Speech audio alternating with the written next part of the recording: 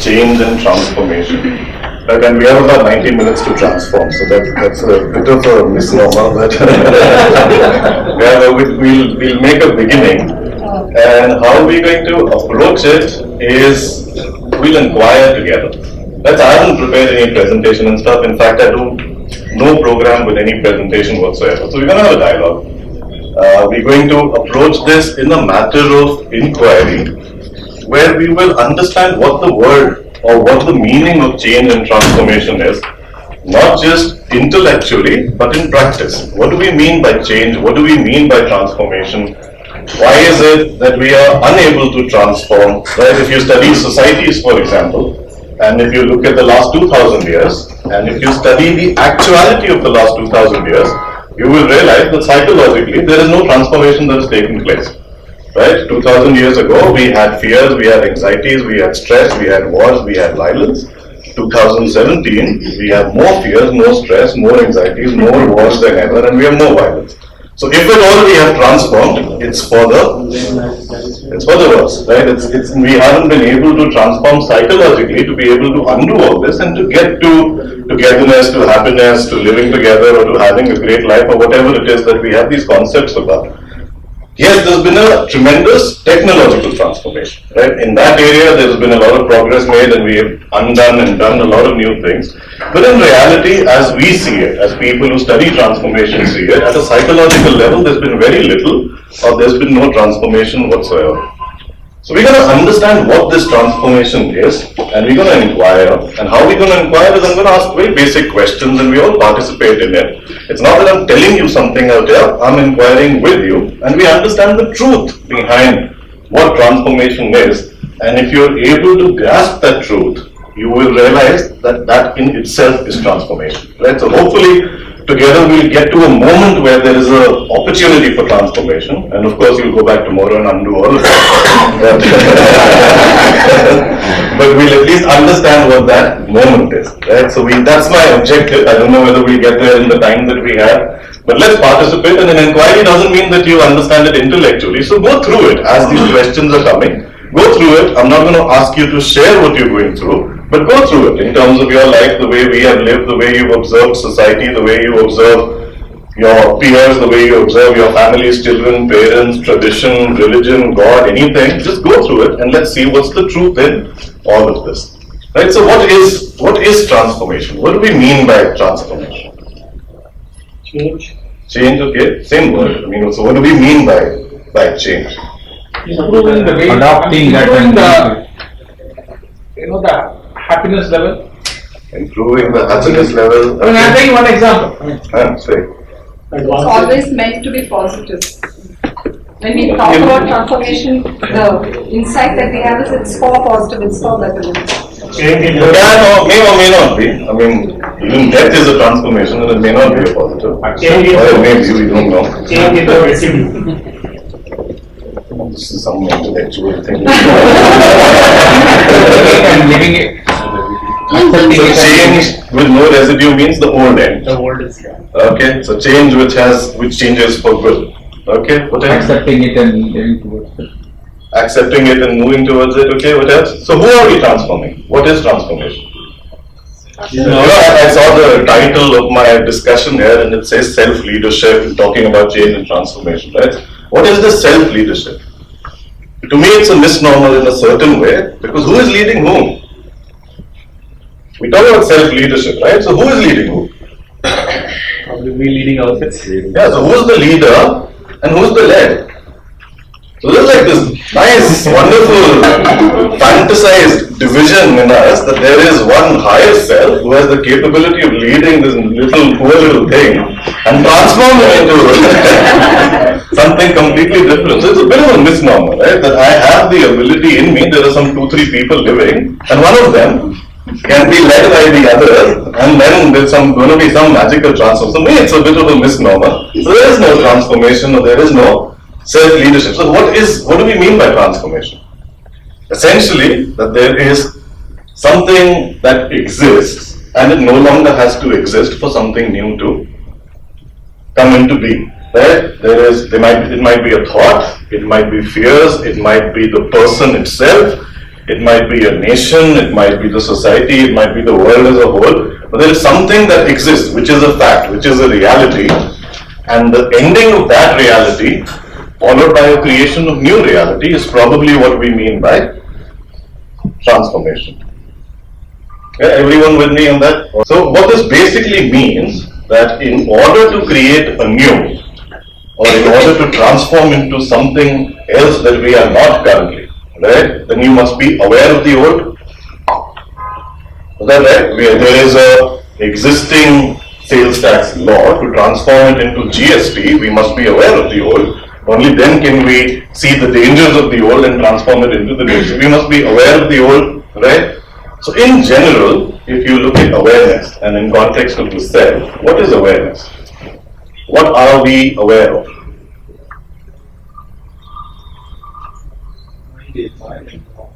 The factors.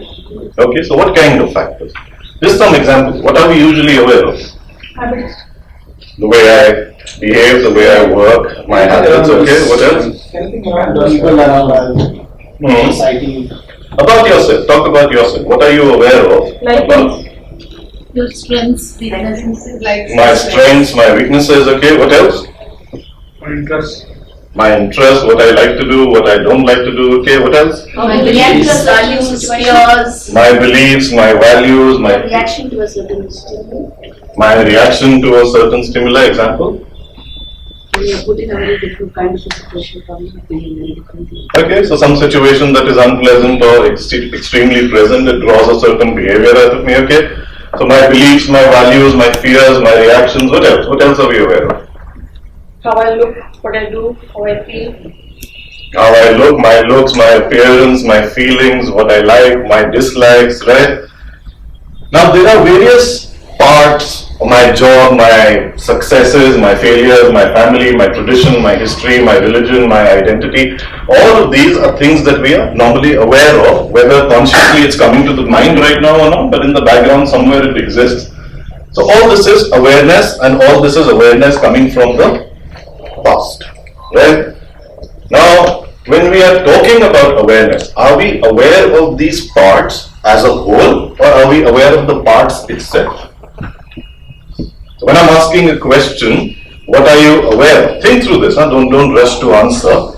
Think through this. When I'm saying what are you aware of, are you aware of this person as a whole, or are we even in the question, we begin to get aware of the parts. So what do we get aware of? We get aware of the part, some part or the other, whatever we are able to think about right now, we become aware of. So let's say life is going on and we've lived in a certain way for the last whatever years, or human being has lived for the last thousands of years in a certain way, and he is aware, or he has divided himself, like we spoke about this concept of self-leadership. I have already divided myself into parts, and I am aware of the parts, right? When do I become aware of these parts? At this moment, you can't think of all the parts that you are aware of. Or even when you're at work or you are back at home and lazing around or watching television, it certainly won't be that you become aware of something within you. How do you become aware of it? Situation. What's that situation? When someone gets us. Experience. What kind of an experience? What gets you aware of these different parts? Contrasting something that contrasts against it. Wonderful. Something that is a contradiction or something that is a conflict. If there is no conflict between the two parts, you won't even become aware of those two parts. For example, we like to think that we are working in an organization, and that's the way that life is. It has a means to an end, and life goes on. Only when you realize, when you go back to your house tired and you realize that I'm not really feeling so great right now, after even having a great productive day at work, you become aware of a certain conflict between work and life, and we start talking about work-life balance, and that's another division. Right? So we only become aware when there is a division. Right? So you with me so far, there is a transformation. We are saying transformation is only possible when we are aware of the old. Awareness itself is divided into parts, and those parts we become aware of when there is a conflict. If there is no conflict, there is nothing to be aware of, right? Even outside of our own reality. If there's no conflict between two nations, there is no business finding out what the other nation is all about. So there's nothing to be aware of, right? So we'll know more about Pakistan, but we'll know less about some country like Samoa, where there's no conflict. So there's nothing to be aware of. Now, this division, why does this division take place? Why have we divided ourselves into parts? Think through it. Where do you think this division starts from? When a child is born, there is no division, right? His mind is a blank thing and there is no division. So why do we divide ourselves? My job, my family, my religion, my society, my nation. All this is we are taught like that. Herd information. Herd mentality. All the experiences you gain throughout the years. Okay. Attach you different ideas. So why do we hang on? We don't know. We are born into this society, herd mentality. Someone taught us, and we learned division. Why do we hang on to the division? I think because it gives us a sense of safety. Okay. So what's that safety that it gives us? And how does it give us the safety or security? So it gives us the Maslow's theory of what we have learned. So maybe Forget that- Maslow, right? We will come to transformation. So it gives us it gives us a sense of security. norm. Mhm. You're afraid to get out of the frame and. So let's stick with the norm. We're coming to the fear at the next step. It gives us a certain sense of security. What security does it give us? It's conformity with others. You. But the division is the conflict. Right? If there was no nation, if the world wasn't divided into nations, there's no conflict. I think in a sense you behave differently in different, like at home, I would be very different from in office. to avoid the conflict. Security of you- some you- associations with the. You want to be a part of the group, let's say, wherever. You don't want to be seen. You don't want to be isolated and I am the only one who doesn't believe in this. Unless there are few of those kind as well. No, those are sent to jail. Right, so there's a division. The division has happened. It's my job, it's my religion, it's my nation, it's my guru, it's my ideology, it's my sense of what is right, it's my sense of what is wrong. And the underneath reason, it's not the root reason, let's get there, but the underlying reason that's coming from this conversation is it happens because of creating some sense of security. What is the security that we are creating? Someone said security of belonging to a society, right? So that we are able to belong and be with certain. It's a different matter how we treat our neighbor at the end of the day, but still we are belonging to a society. Okay, so what else? What's the other security that we create? Familiarity. Familiarity, okay? Creating an identity. Creating an identity or merging into an identity. Let's say that we're not creating anything new, we're just merging into what exists. Okay, what else? The sense that we're in control of things, or the sense that we're in control of our lives. How are you in control? No, I mean, I think that belonging and dividing ourselves up and being part of something gives us a sense that we're in control. Okay, so sense of familiarity and control, or sense of that if I know what it is based on an historical knowledge, I at least know what's the Where path it to belongs. follow or where am I going. Okay, what else? So are we creating through these divisions a psychological security, or are we creating a biological or physiological security? What are we creating? Psychological. Why are we creating a psychological security? What's the need for psychological security? Again, it's a herd concept. We want to be in that cluster where we feel comfortable. Okay, so let's go deeper. Let's think a bit deeper. Why do you want to be in that herd? I think it's instinct. It's that you got the basics covered, and then you can think about the other stuff. So the when doesn't come. But when doesn't come. People think they'll get to the when after they retire at 40, but it doesn't come. I don't know no one who's retired at 40. And I know no one who's got to the when they start consulting after 40, so it doesn't happen in reality. So what happens? Why do we need this? Why do we need this security? So that we can deal What with would happen if external- you didn't have this security? Sorry? So we can deal with external challenges maybe, if I am psychologically secure. If you're secure, then there isn't the external challenge. External as in what? The external challenge is when you're insecure, right? If you're a part of this group, then there is no threat to the external. Peace of mind. But we don't have peace of mind. If we have peace of mind, there won't be wars and conflicts and stress and anxiety and fears, and we won't be worrying about GST and change in laws and all that. Not peace of mind. Quite the opposite. We create a division into my job, my career, my life, my money, my house, and the entire life we worry about it. So there's no peace of mind, right? Right, no? My husband, my wife, you only worried about it as to what will be the reaction. There's no peace of mind. So why do we create this security? What will happen if the security wasn't there? Let's say we have divided the world through ages for whatever reasons into various religions or ideologies. There's a Hindu, there's a Muslim, there's a Catholic, there is a Jew, there is a this, and now they all fight with each other, but there is a division. Right? Now you belong to one of those divisions, not in terms of religion. As a community, you live in a certain area, there's a community, or you live in a certain home, there's an apartment complex, there's a community, and you go against the tide. What will happen? You break the psychological security and you start going against the tide. So what's the fear there? What will happen? Left alone. Isolation. You are left alone, or that whole blanket of security, whatever it provides for you.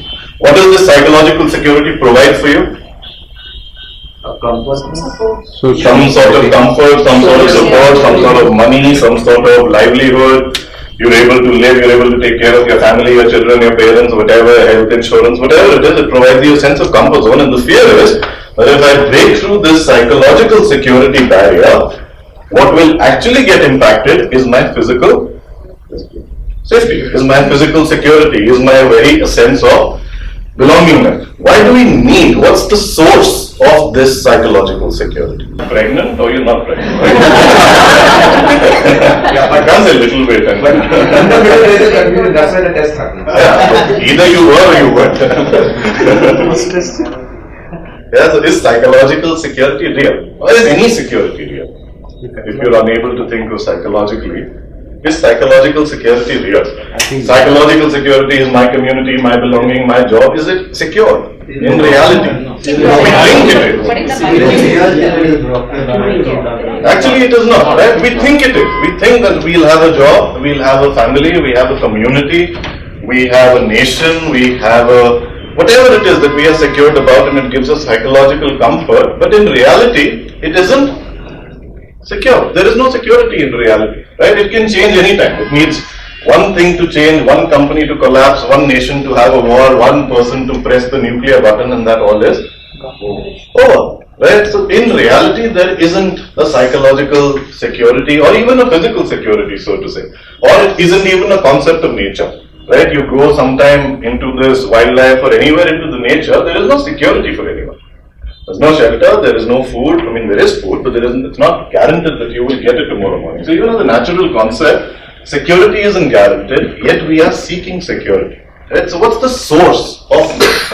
Or what's the start point of building this security in us?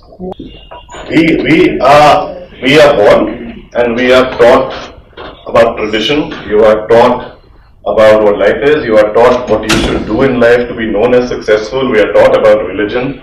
We are taught that there is a very nation that you are born in, you are taught a language, you are taught a state that you belong to, you are taught whether you're a South Indian. There is nothing that you've discovered in life. Correct, no? Everything's just been taught from tradition for the past 2000 years. It's like living a, second-hand life. Or whatever, it's now the fifth hand or the sixth. We've not discovered or created absolutely anything. We are born, we are fixed into a box, and that's the way we start living. So what's the source of this box? Where does it start? How does the mind form it? Do you realize, see, when there are these questions being raised, and the answers that are coming to your mind are the ones that you learn. And some books said subconscious, so there must be something. Some books said now they're coming with the whole conscious of unconsciousness, so there must be something. It's not, we don't know that. Right? That someone said that there is a God and this is God, so there must be. We don't know it. Right? We have certain thoughts about it, we have certain information about it, but we don't know whether it's true or it's untrue. I was having this exact session and it was a very difficult one for a bunch of Hindu priests. Now you can imagine their with this session. And the whole thing was to challenge the division of God. Right? It wasn't about challenging God, but it was to challenge the division of God as to what various religions have done, and that's what leads to violence. Now we are having this discussion, and they were so uncomfortable in accepting that this whole thing called God is divided, and they start quoting Krishna and Ram and Mahabharata and whatnot or the other. How do you know? Then the final discussion was in the Vedas, in the Vedanta, it's written this way. PhD, there is no mention of God in Vedanta. And when I point out this to the group that the word Vedanta itself means the end of the Ved, right? Which essentially means whatever is written, end it. That's what the word means, no? Vedanta, end of knowledge. Ultimate knowledge. End the knowledge. What is knowledge? Ultimate knowledge it is. But Vedanta means ant, end it. Ved ka ant kar do. Vedanta is end the knowledge. What is knowledge? All this is that we are discussing. Where do your psychological fears or psychological insecurities or physical insecurities, where is it getting stored? It's getting stored in some form of memory or knowledge. Right? You have a certain knowledge that you are in a certain way, but this is the way you've got to behave. This is what society means. This is what success means. This is what achievement means. This is how we grow, or this is what Hinduism means, or Muslim means, or Islam means, or Christianity means. We have all this knowledge, and that knowledge itself is creating all these psychological insecurities or all these physiological insecurities or whatever it is. If we were able to end this knowledge, I'm not saying it's possible, right? It's not possible. Obviously, it's there, so it's there. It's a fact. If you were able to, and knowledge is necessary. It's not that knowledge isn't necessary. You have to go home from here after the session, and you need to know where to go. So you do need the knowledge, right? So technologically, knowledge has its place. Psychologically, does knowledge have a place? Technologically, you need information, we need better machines, we need better MRI systems, all that is built through knowledge, right? Psychologically, does knowledge lead to the growth? Tell me how. When I feel that I need to know, okay, that's a trigger for me to get that knowledge. Why do you need to know? Why do you need to know? Because there's an inclination to know. Why is there an inclination? I need that. Why? You don't even know it. Not to do my job. That's technical knowledge. I'm saying it's just an interest, It's just an interest. Example, concrete example. You need technical knowledge to perform your job, whatever it is, finance, accounts, marketing, human resources, where you need some knowledge to be able to function. I'm talking about technical, non-technical. First, the need arises. So the need arises, therefore you said you want to do it. Why is the need arising? Because you want to showcase, or maybe you want to prove. So therefore the need arises. Or something like I want to, if I give an example. Okay? Hang on. Okay. I want to prove that I am better or more Not successful. better, you want to be better. For example, see, what do you want a lot to of prove? stress you have. Stay with the question. What do you want to prove? I don't need to prove. I'm saying, for example, the knowledge can be for knowledge for 2-3 purposes. One can be to prove. One can be to self. What is your purpose of knowledge? Na, ye batao. No, knowledge I want to learn. For what? For myself. For what?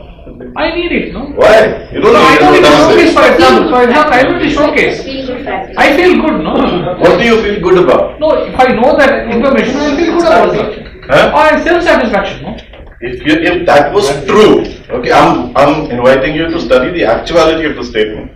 If that is true, that you'll feel good with knowledge, you would just be studying the encyclopedia at home and not come here. No, I mean there are Feel good different there. ways of acquiring knowledge. Right? See, the purpose of cooking is different. I mean, just if you Knowledge by itself is a technical dimension, right?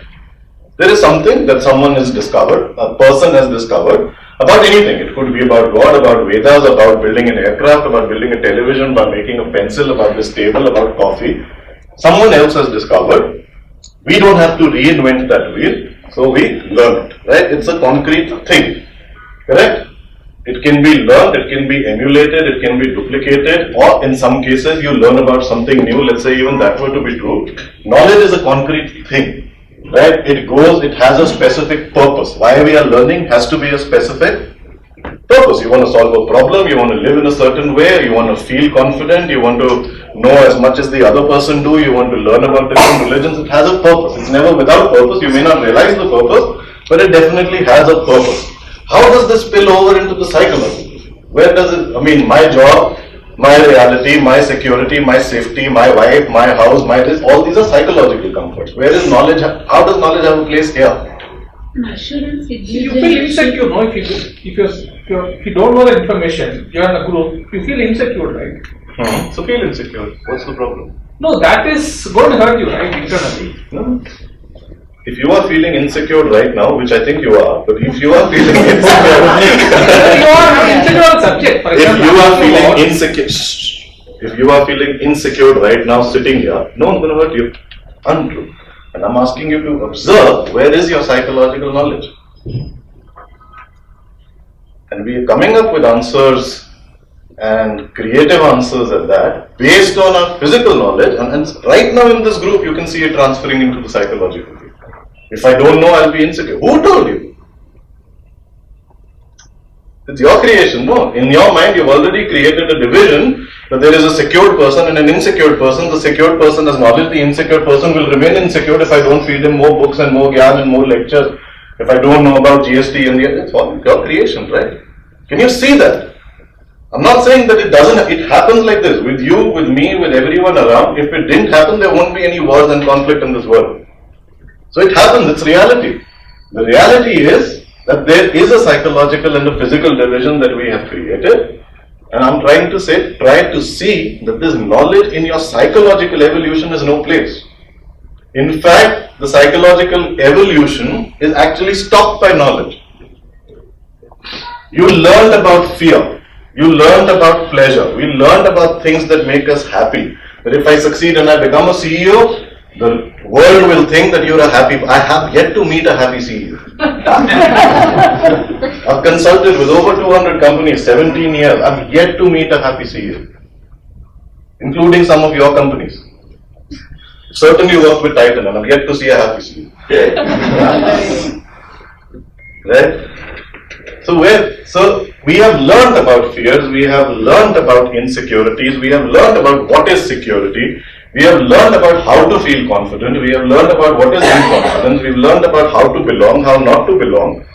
All that is knowledge. It hasn't led us to be fearless, it hasn't got us to not have anxieties, it hasn't led us to not have stress, it hasn't led us to not be violent. So knowledge hasn't served the purpose in the psychological development. Let's take an example of violence, right? Now in this country, 1947, we got our independence through non-violence. Did it end the violence?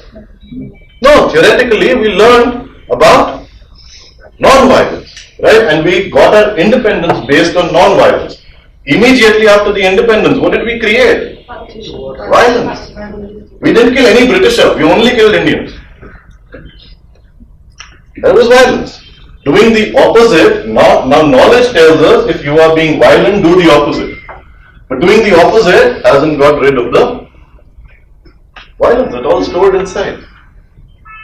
That we intellectually, someone out there told us that non-violence is the way. Intellectually we understood it as knowledge and translated it, but it led to a violent order. It led to a division, and it led to a physical division. Right? Question is, why do we seek this psychological security at all? In reality, it isn't there. Right? In reality, there is no security. And we can theoretically and intellectually understand that also. So why do we seek this psychological security at all? Because in this security, we remain divided. In the divided, we keep studying the parts. In the parts, there is no transformation. You can transform a certain part, right? But there is no real transformation. You'll come back to it. It's called escapes. I'm not liking my job, I can find another one. That too is difficult these days, but I can still try that. But in that finding another job, you haven't got rid of the fear of not having a job. So there's temporary transformations, but in the parts there's no real transformation. The root of creating that is the psychological securities. Why do we seek that psychological security at a very fundamental level? What happens in you that you want to seek it and prolong it? Okay, survival, what else? I agree with you, that's physical security. Yeah. Biological security, it's needed. Yes. For your brain to work, you need basic biological security, which is your food, shelter, sense of safety, some amount of money in today's environment to make your end. That is needed, otherwise the mind cannot function. Okay, so that at that point, accepted. I'm saying there is a point where this brain crosses over in transferring this sense of security into everything else, and that leads to division. And I'm asking a question, why do we need, at a fundamental level, why do we seek psychological security at all? Sort of a dependency. Dependency, wonderful, dependency on? Dependency. I can depend on this to meet some other needs. Environment. Okay, what else? What else? Dependency. Correct, no? 1 year, 1 month, and this is printed, published data in United Nations.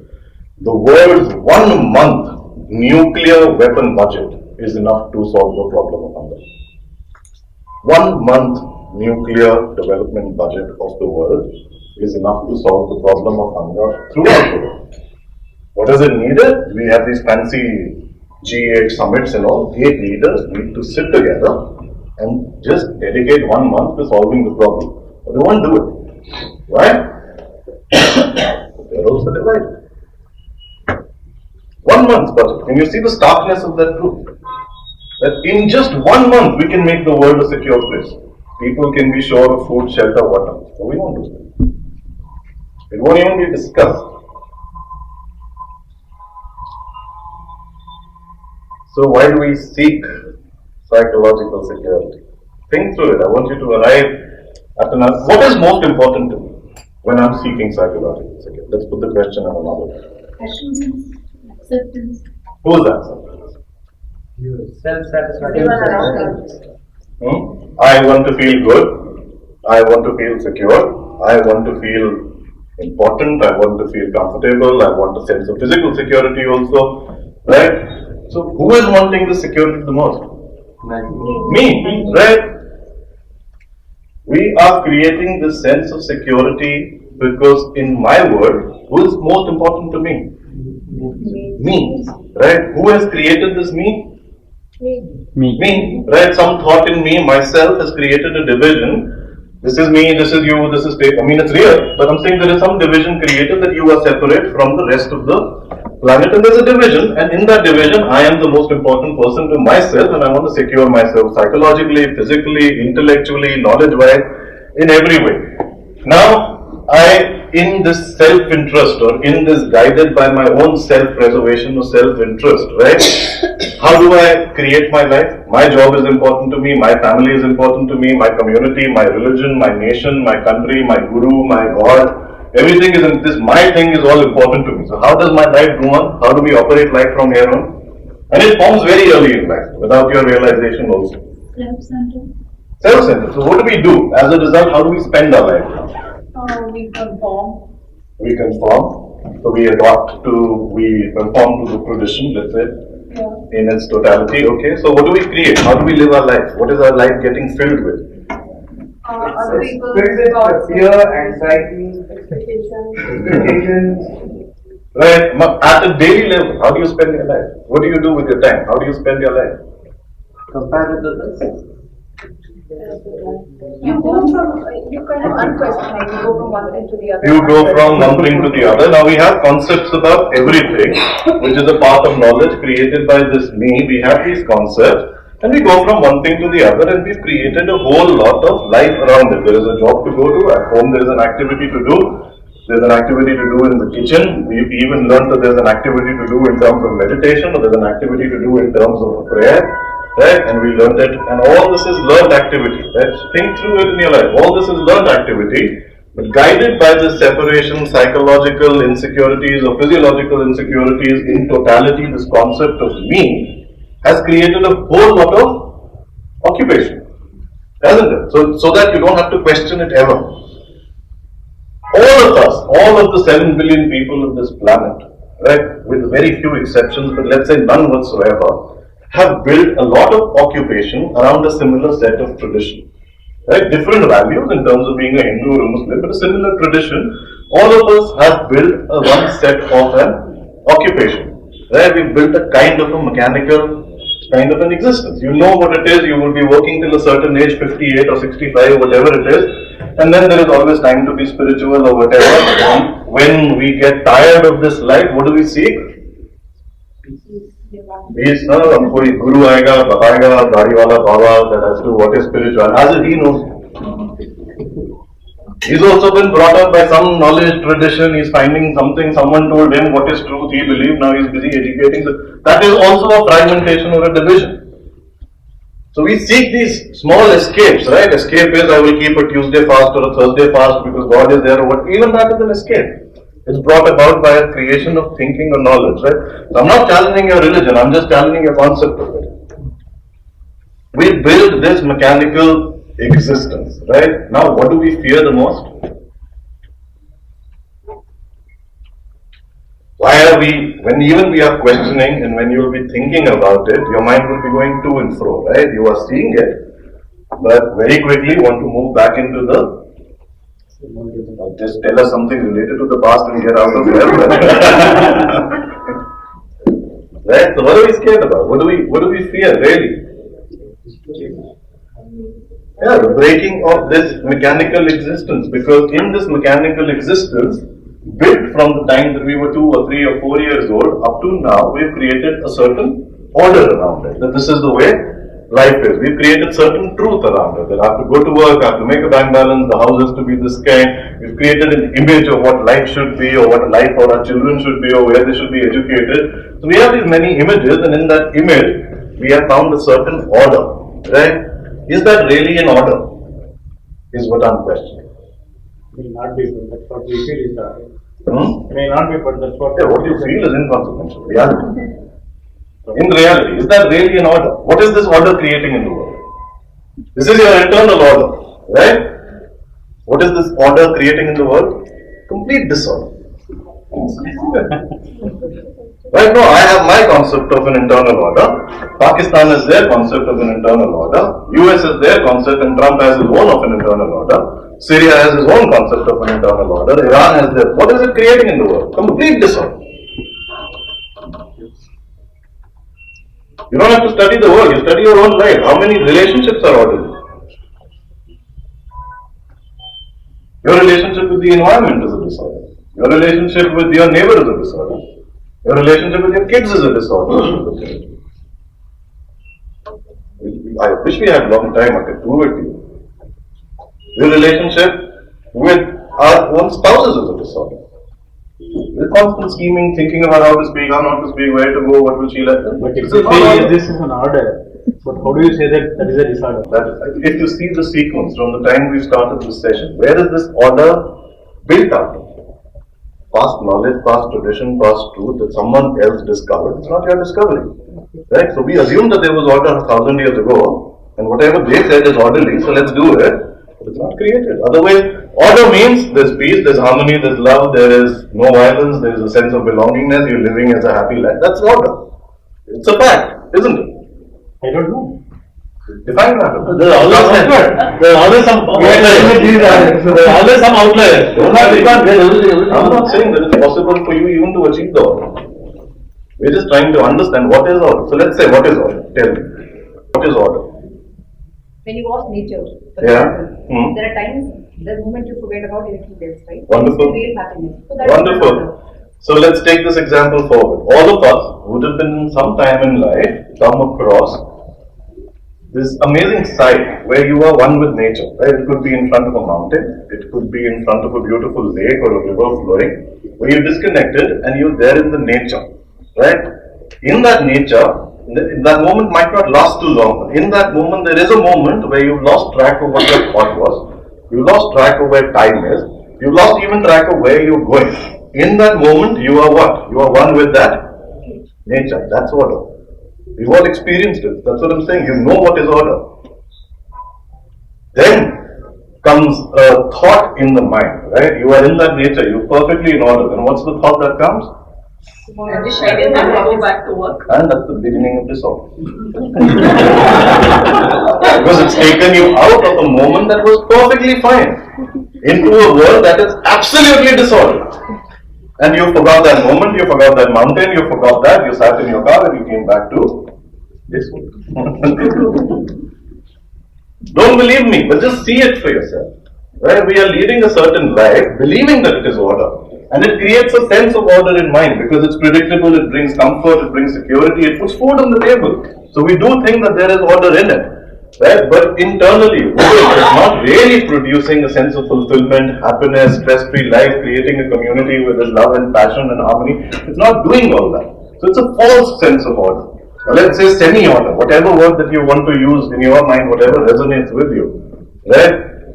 Why do we go on living in this false sense of order or in this mechanical existence? It's reassuring. It's just pure reassuring. You just kind of reassuring yourself with something which may not be true, but you are kind of building upon that. Stupid. That's stupid. But I think But we I all do can it. see it's not true. Yeah, it's not But true. I can make these two people inside believe, one of them can believe that this is the truth, right? So why do we do it? We do know to confront our own fears, and probably that is the reason that you just kind of build What is this up. fear? It's not easy. Yeah. It's not an easy part. What is fear? We use the word very loosely. What is fear? You are sitting right now here. In this moment, are you frightened? No, so there's no fear right now. So let's throw it. It's in the future. You are not feeling fear. Fear is right now you see a cobra out here, all of us will run. That is fear. That is danger. Right? That's fear. Now, thought is imagine something not happen, fear, so that you can justify the mechanical existence and get back to life. I'm saying that's the purpose of why psychologically we imagine fear. So why are we not able to break through this? Why do we stay in this false order? Let's come back to the question. What will happen if we break the order?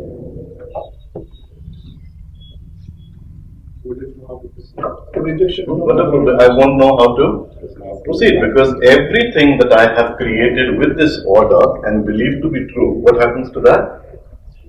It just torn into pieces, and if I break the order, it essentially means that now I am going to have to stand alone, or I have to go against the current, or I have to go against everything that everyone knows, and I have to walk a path which no one knows, right? I essentially have to go back and live in a very different way or break away, and I have to stand alone. That's the fear. Right? We can understand it right now that what there is being spoken about is some sense, but breaking it means that everything that your life has created over the last 20, 30, 40 years is going to go to pieces, and you have to start in a very different way. Right? So what does our thought do? When we are coming to this point, what does the thought say?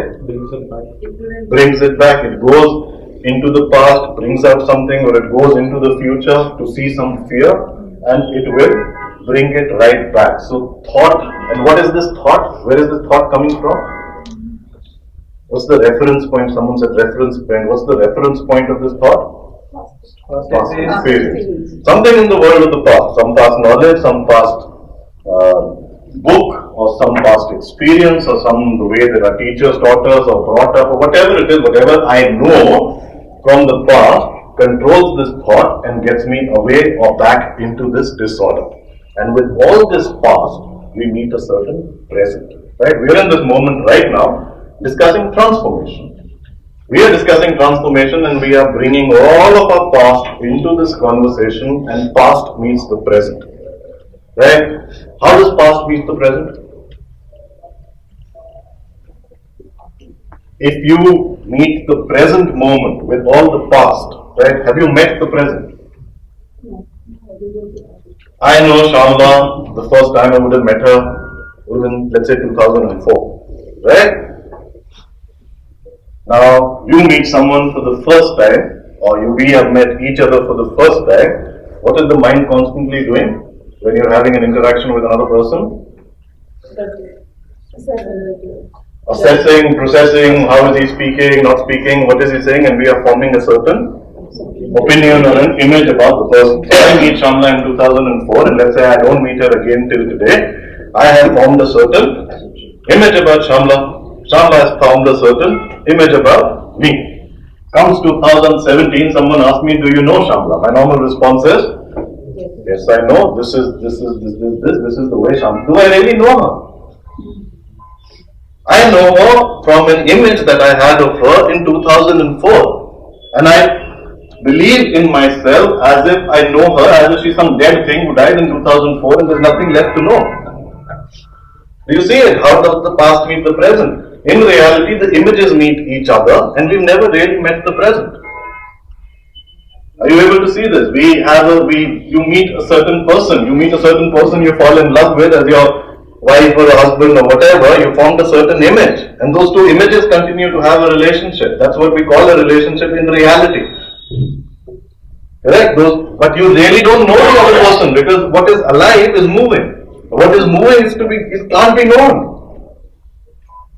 We are changing every single minute, right? So when you say that I know myself, what does it really mean? Who do you know? I can relate to my past. Who do you really know? You really just know the image. And who's created that image? You. Your thought or your thinking created a certain image which you claim to know and you think that's you, that's it. So we really don't have a relationship even with our own self. So past meets the present and we come to this moment when the past is meeting the present, right? As and when the past is meeting the present, can there be any transformation? Can you really transform your mind, your thinking, your values, your beliefs, whatever it is that you may cling on to? Can there be any real transformation if the past is meeting the present? You have to know it. There can be no transformation.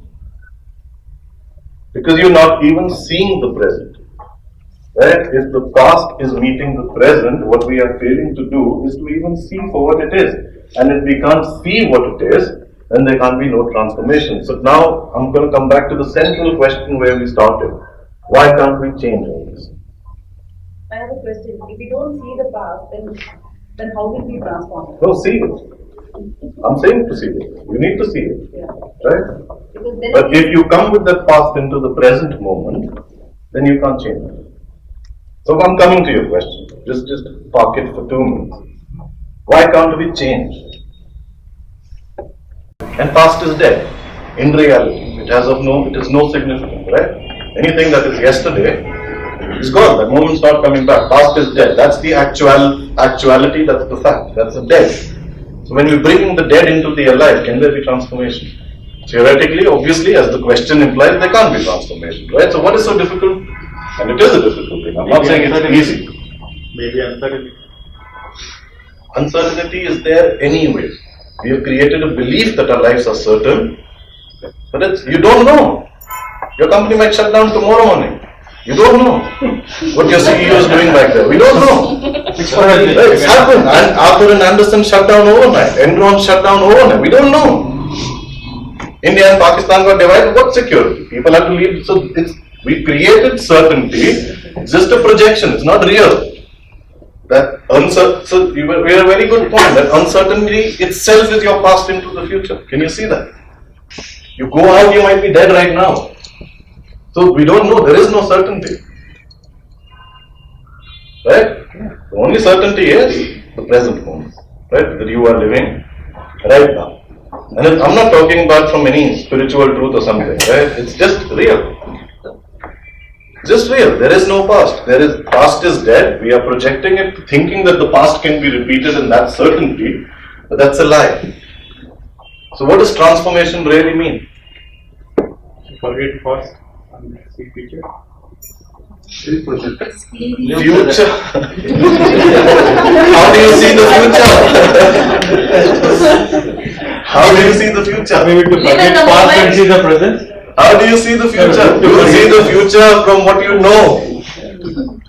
So that's seeing the past. Or maybe don't get biased by the past experiences. You are biased, so that's the truth. Yeah, absolutely. If we can forget, then maybe that's a transformation. That's what I'm asking. So let's say, ending of the past, is what we are saying in some way or the other. Forget the past. Why can't we do it? I'll show you. Let's take an example, right? What is nature? What is nature? Just anything, whatever comes to your mind. What's your concept of nature? Trees, birds, water. Trees, birds, plants. What else? The way they would react without thinking of the past. Huh? Seas, rivers, trees. 1 minute, hang on. What is nature? I want to show you something again. What is nature? The ecosystem. The trees, plants, birds, animals. Now, do you see? And only we human beings do it. Okay? Do you see? Everything that we describe about nature is anything but us. Yeah?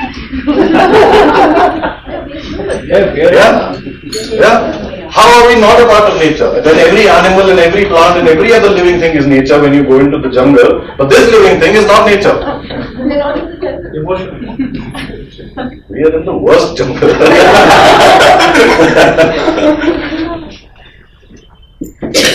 In reality, all creation is nature, right? But we see it as separate because it serves a selfish existence, so that we can cut that tree, make a house, and do something or the other. I'm not saying don't do it. I'm just saying that there is a division, and that transformation cannot take place in that division. So why is it difficult to change? You were saying something. When we are going through this, right? We've been talking about certain things. You're thinking about it in a certain way, right? How are you receiving it? What's going through you when you are coming to this point where we are saying that, and I do believe transformation is possible, and it's not even a factor of time. It either happens now or never.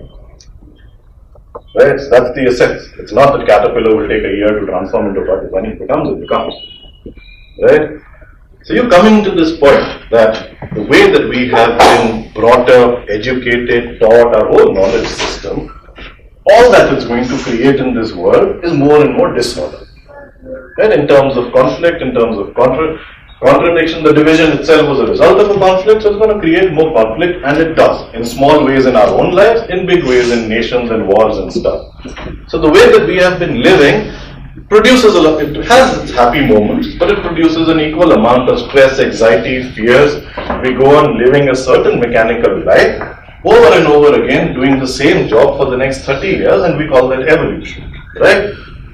It's stupid in a way, right? We're just getting perfect in one stream of skill or whatever it is, and you can do it better, and then you'll become a consultant at it to help others do it better.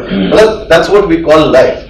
And you can see it when we are speaking right now, and when you are seeing it, what's going through you, what happens at this very moment.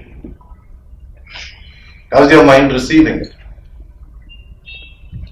I'm just saying, does transformation happens when the inevitable happens, or when the worst is about to happen, or has happened? That will happen, you'll have no choice. That's what I'm saying. I mean, that's not called. You say, how do we transform? Because it actually happens. That's not transformation, that's choices. So I'm saying when you can see all that, right? That I will now realize only when I'm about, you can see it, right? When you can see it, why can't you change it? Right? When I'm about to die, I will change. You can see it. I'm saying when you are seeing it, right, how are you receiving it? What is the mind doing? I'm asking you to observe that process.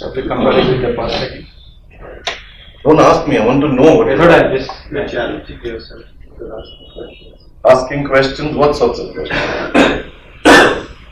I'm saying there is a certain bit of truth you can see in this, right?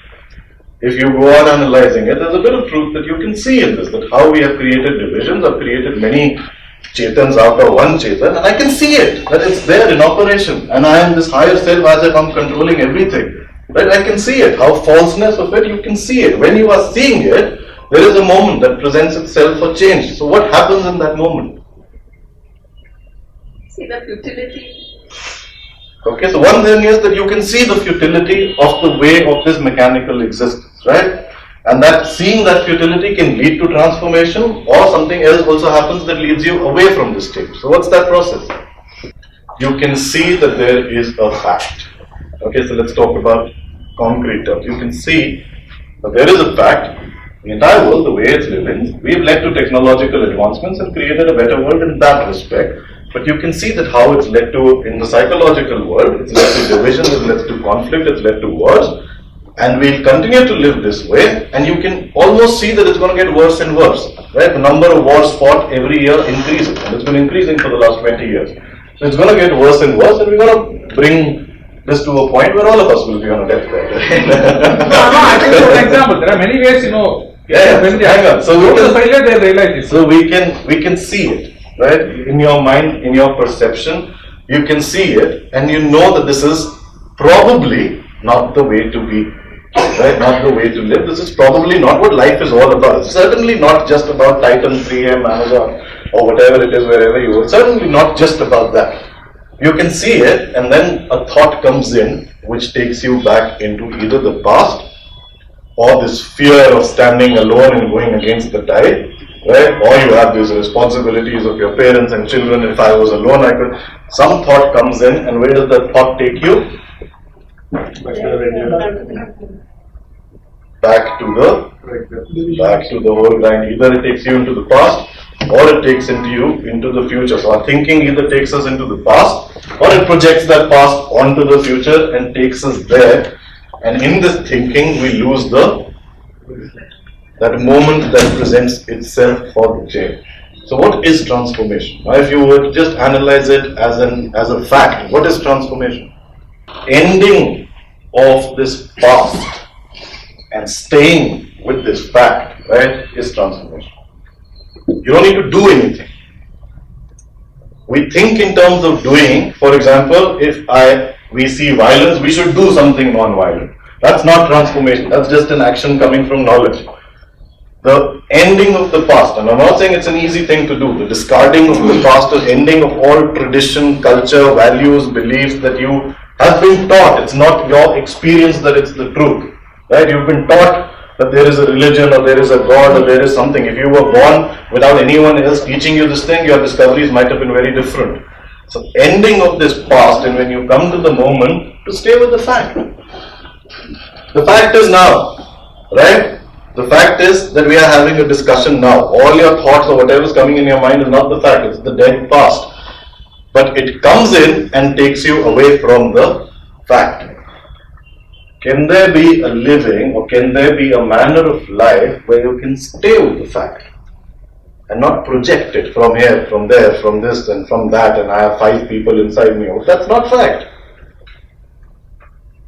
And staying with that fact is the transformation.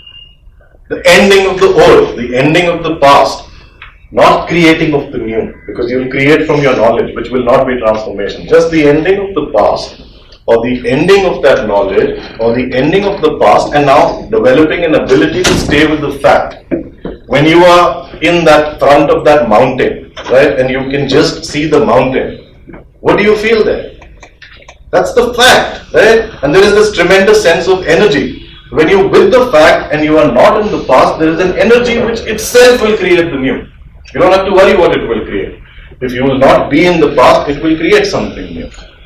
The ending of that past and having an ability to just stay with the fact, not through control, not through condemning the past or not through judging anyone, just being the ability to stay in that fact. And that itself is transformation. But will the environment permit me to do like that environment is the past, so you're not able to discard it. No, I'm not saying that. They won't permit you, so you have to go against the tide. You have to be the change. That's what change is, no? If everyone changed, then that's not change, that's evolution. How is that change? How is it change? No, change. When you go to nature or mountains, like you said, for flash of I won't answer the how. You get There is a very simple way to, it's very easy. But I won't tell you how, because the how will create another image. And then you're not doing what you ought to do, you're doing what I've told you to do. Okay? Which is what all your spiritual gurus do. They tell you how to meditate. Which is a truckload of bullshit. Right? Because that's just an image of what they think meditation is. But we don't know it. So we do it. As if we will achieve some nirvana at the end of it. You just see the fact. The fact is, you need some past knowledge to be able to survive. Correct? That knowledge is necessary. You need your food, you need your shelter, you need some sense of security. That past knowledge is necessary. The second fact is that we spill over that knowledge into a psychological domain of wanting security or wanting this or wanting that, thinking that it is actually security. The fact is it's not. It can disappear tomorrow morning. If you just see the fact that what is this past knowledge creating in the world, which is a complete disorder, which is a complete shallow life, that we have boxed up lives, no sense of space, small spaces that we are operating. If you see that fact and you stay with the fact, and if you arrive at this moment where you have to choose between one to the other, and you're aware of the fact, your choice will change. You don't have to do anything. When you see the danger, you act out of an intelligence. If you are in the past, the intelligence doesn't operate. It's the past that operates. I feel like whatever we do it because there is a sense of most human beings wanting to be productive. Now, I don't just mean productive in the sense that you're just a part in a machine and you're doing your job every day. I mean also in the sense of you do want to grow, you do want to introspect, you know all of those things. You want to answer certain inner questions that you have as a person, etc. Now, in terms of what you do and what you're interested in, do you try to help people to be more productive with their lives, with their, sort of their purpose? That I help people to be productive. Do you? I have done it. I have helped organizations create better strategies and create more money. I don't mean that. I mean as a person. So supposing there are people who have who can't reconcile certain emotional or personal issues, or I don't. So how are you helping people? Help also is an incorrect word. I just try to speak the truth and help people see the truth. If they see it, good. If they don't see it, good. Yeah. Because, let's say, it concerns me deeply, this question. It's not a matter of giving you a funny answer. It concerns me deeply when you understand that there is so much division out here in the planet and what it's causing. And if you've realized it, the question concerns you deeply.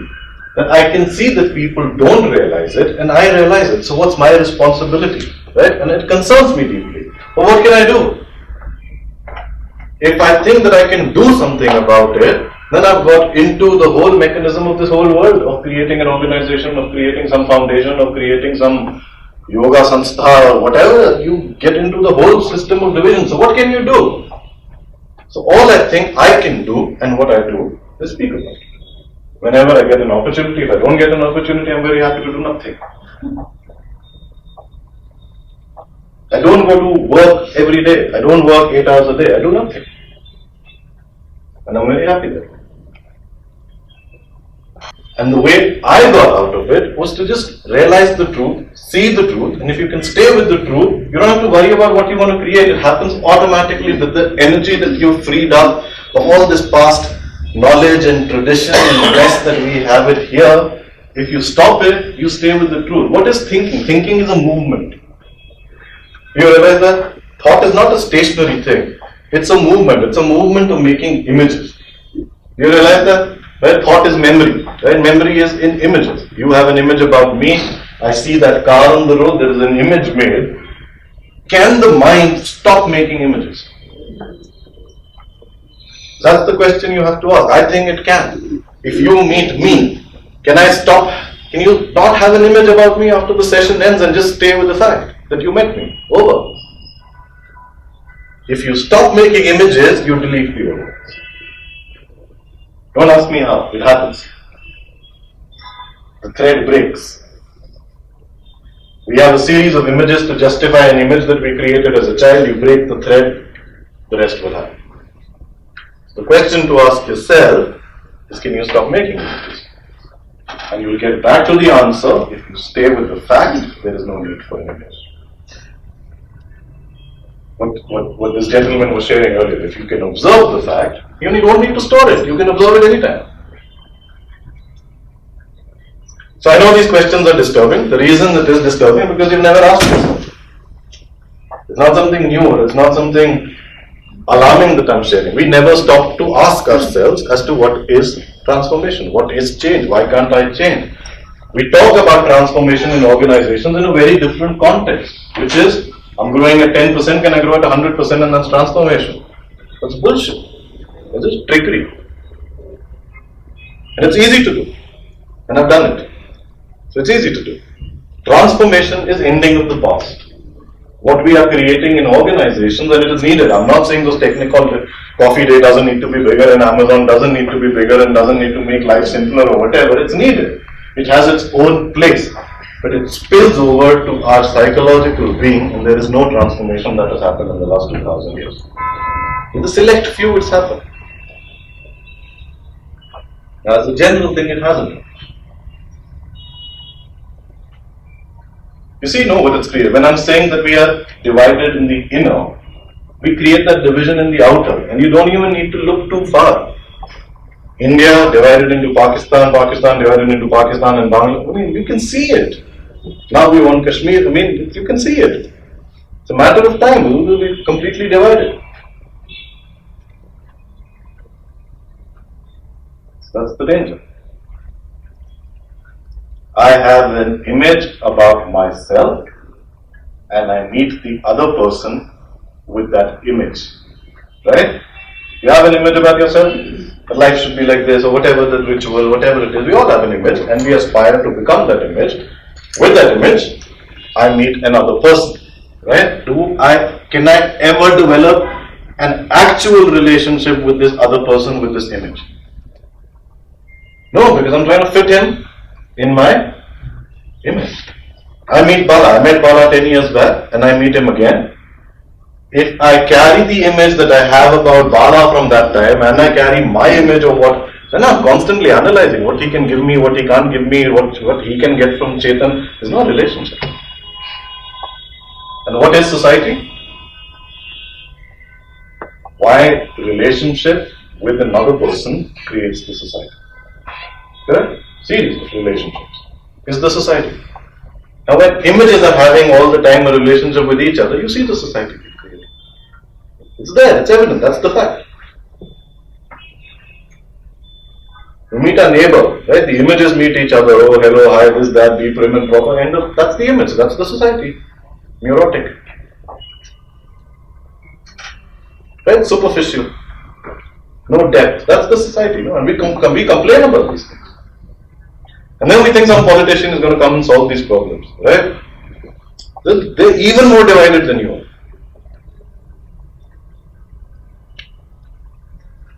So no world leader, no authority, no religious guru who claims to be in touch directly with God is going to solve the problem. They are the problem.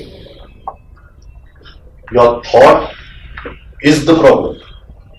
Our thinking is our fear. It's not separate.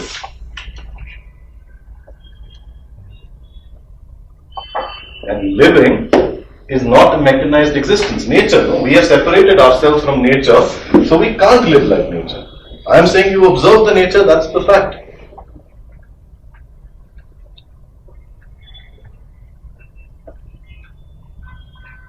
We live in constrained spaces, come to work in constrained spaces. We work in a career to create our own little space, which is all needed in the function of knowledge and growth of society or whatever you call it as a whole. But if you spill that space over to your other side, there is no transformation. But we can't see outside of this space with the thought, with the same thinking. The same thinking which created this space, how can it see the other? It can't. So I am saying, can your thinking see what it has created? And if it can, then stay with it, because that's the fact. And if you stay with the fact, you'll create something different automatically. If you move back into the past and the tradition, which is very tempting for valid reasons, then you can't create it. You can't see them. Then you can only see division, you can only see yourself, you can only see my needs, my job, my money, my house, my home loan, my EMI, my wife, my kids, their education, you can only see that much. People will have dissonance with you. You will be at peace. You realize that? You will not have this. You will be very clear what life is. Right? You're living in a world that is unclear about life. That's their problem. Our problem is so much of conditioning that has gone in that it's so difficult to break away. Right? So much conditioning. Right from the child is born, we've taken away his independence and given him all sorts of insecurities and fears, and whatever we had in our own mind as fears, we projected on that child and made him a dead body at 2 years of age. And that's what we have grown up. But there's so much conditioning that's gone in you. Every child went against the tide. The moment you went against the tide, what happens? Truth harps, and this is not the way that life is, and this is the way you have to do it. And you get educated by force or by imagination, whatever way this knowledge is fed into you as to what life is, which is a concept of one bloody insecure parent. See, the sign of this is, in reality, what's the sign that a child has learned division? Is there some form of violence that exists in the child. Now, violence doesn't mean he's hitting, but he's getting angry with you, or I am getting angry with the child, or he's getting angry with my toy, that means the division state. Yeah, but as a parent, whether do it or not, in the environment that happens. Yeah. So if you are a responsible parent, you create a different environment. None of us are responsible parents, me included. That's what I'm saying. You have to look at the facts. Don't get attached to.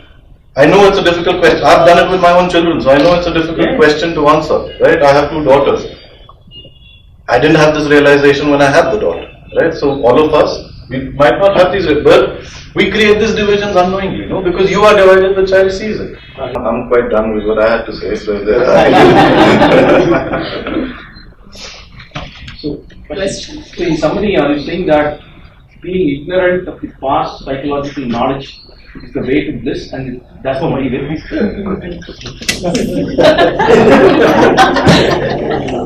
It's if I understand your question correctly. I didn't mean to be comical here. No, I understand your question. Now, the fact is we're not ignorant about it. Right? I'm not ignorant about my past knowledge. I know it all. Correct, right? So you can't be ignorant about it. You have to consciously nullify it. There is no ignorance. If I say I'm ignorant, that means I've created another image and can live in that false reality for a while, but life will hit me and I will get back into that. There is no ignorance. Fact is there is no ignorance. You know exactly what all you have learned, what you have to do. So that's the fact. Let's talk about facts. Fact is there is no ignorance. If there were ignorance, this question wouldn't be. Then you wouldn't know it. Correct?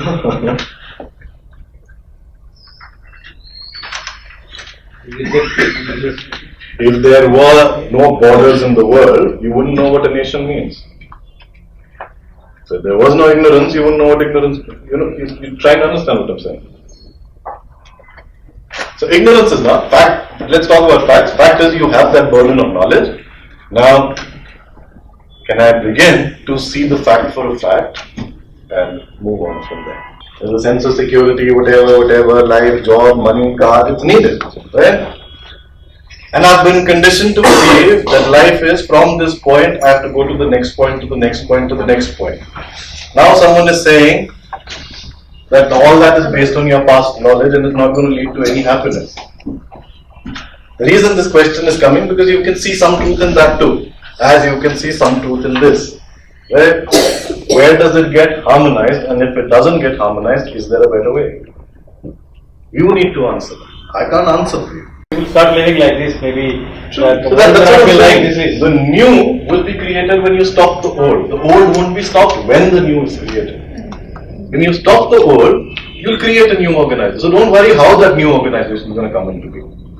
If you can stop the old, you have tremendous energy. It's a release of so much bullshit that's been captured for the last 30-40 years, but there's a tremendous energy to do something. Right now, at the end of the day, when all this office and politics and conflicts and emails and CCs and you don't have energy left. It sucked it out. You know? And then you go watch Arnab Goswami, Satyada, you know.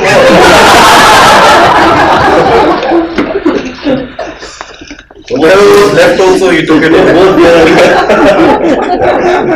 there. So I can see this nice silence in you where you are thinking. And yet not knowing what the way forward is. Don't read books. Someone else's version is past knowledge. Please understand this and think over it. I can't get into this subject. If I had another 90 minutes, I would get into it and tell you and prove it to you as to what it is. There is no new thought in knowledge. It's modifications, it's advancement of something. In the knowledge sphere, you can say there is a creation of a new knowledge when you are able to discard the old, because if Wright brothers had to build an aeroplane, they had to discard what the others were doing. So in that sense, yes. But in a normal sense of living, there is no new thought about it. No new thought. So how can I use the fact to improve what I do already? You have again gone into the sphere of doing. Right? The mind is trained to find occupation. From childhood to now, if you're sitting idle, we are punished for it almost in some ways or the other. Mind is trained to find occupation. And the reason we are seeking an answer from me right now is you want to find what can I do? Give me an occupation by which I reach the new way. I'm saying be unoccupied. Unoccupation in the mind is space, right? And when there is space, there is something new. Right now it's filled with so much old that there is no space for you. So I'm saying clear the space out. The new will come into being with the energy. You don't have to worry. That answer you will get when you create that energy. My past tells me there's a separation between me and the nature. Can I throw that separation and go and stand in front of the tree, and will I see something different? And I believe you see something amazing. So try it. My past has created a division between 20 people. In reality, if you examine, there's no division. All of us have the similar kind of fears, similar kind of anxiety, same kind of stresses. Some has more money. Psychologically, we're the same people. There is no difference. You have certain fears, I also have them, about different things, but the fear is the same. Right? So there is actually, the mind is the same. Across, you know one person, you know 7 billion people. You know one person deeply, intently, more or less, with some variation. You know the mindset of 7 billion people. It's not very much different. I've traveled to 53 countries with this work. I don't see any difference. Same fears they have, same anxieties, just the topics change. The Hinduism moves to Christianity in some country, to Islam in the other, the fear remains the same. So can I, just for an hour, be present to the fact and not to the past, and just observe? Am I getting some energy? Am I getting a different perspective? Am I getting a different reality? Am I seeing the nature in a different way? And you will see it. When you are there, your whole decision making changes. If you drop the division, just for a moment, your decision making. You'll see it on your way back. If you are conscious of it, you will see your decision making change on the way back. But the challenge is to stay with the thought. Because the function of thought is movement, the movement will come. If not from you, it will come from people around you. And the challenge is to stay with the thought.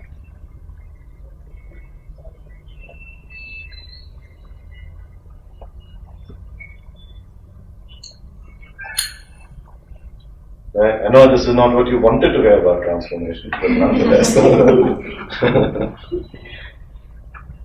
it's what at least I think is the truth. You can don't accept it, see it.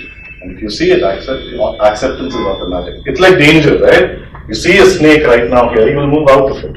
Then there's nothing to do. So if you see it, the change happens. If you don't see it, then it doesn't happen. So don't believe what the other person is saying. I'm saying one thing about transformation, you pick up a book tomorrow, it will say, now don't believe either. See it for yourself. Whatever you see, if it's the truth, the change will happen. If it's not the truth, you'll come back to the old. We have confused change with an action, that we must do something. And I think, or the way I have observed it, if you observe it, the reality for what it is, the change has taken place. Seeing is the doing. not the other way around. Doing is we do the opposite, and that becomes an escape route from what we've been doing, and in no time we go around in circles, even more confused than previously. But if you see it, the seeing is the doing. If you don't see it, there is no action. There is a snake here, you can't see it, there's no action. The moment you see it, you jump. Without any fear, without any thought, without anxiety, without analyzing, nothing. You just go.